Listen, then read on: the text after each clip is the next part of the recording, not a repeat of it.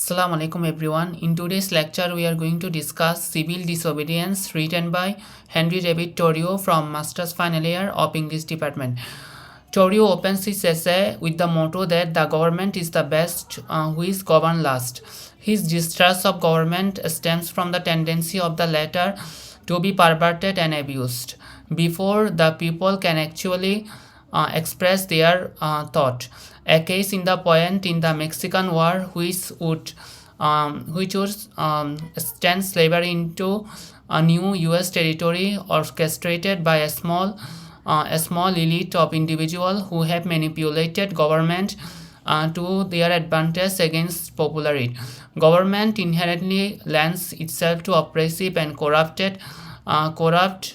uses since it enables a few men to impose their will on the majority and to profit economically from their position of authority. Democracy is a tradition, and with each succeeding generation, it drifts from original ideals of freedom and becomes increasingly burdensome and compromised. Tedious Tedious view on government as a fundamental hindrance to people that is purport to represent. Far from furthering any creative enterprise, it has only shifted human accomplishment. Thoreau cites as a prime example of the regulation of trade and commerce and its negative effect on the force of the free market.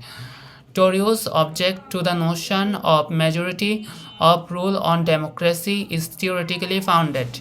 Noted that the views of majority do not have always coincided with the morally right one. A man has obligation to act according to the dictate of the conscience. Even if the latter goes against the majority opinion, the presiding leadership or the laws of the society. Thoreau evokes the figure of the soldier marching to the death in the cause of a conflict they perceives as unjust, and asks if they retain their decision of other, and it becomes a machine.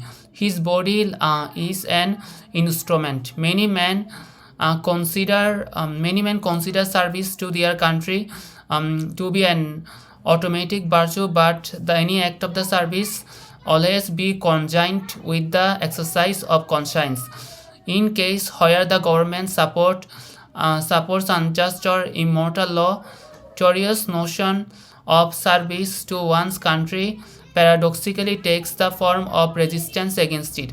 Resistance is the highest form of patriotism because it demonstrates desire not to subvert any government but to build a better one in the long term.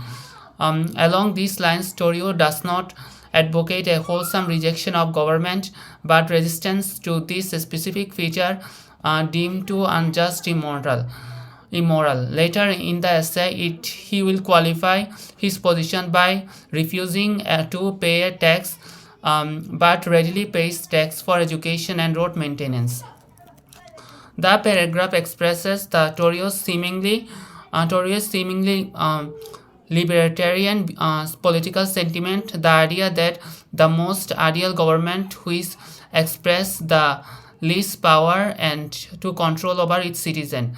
Thoreau pushes this line to taking logical limit by ambitioning in the society which government to eliminate together because men have the capacity of self-regulating and dependent.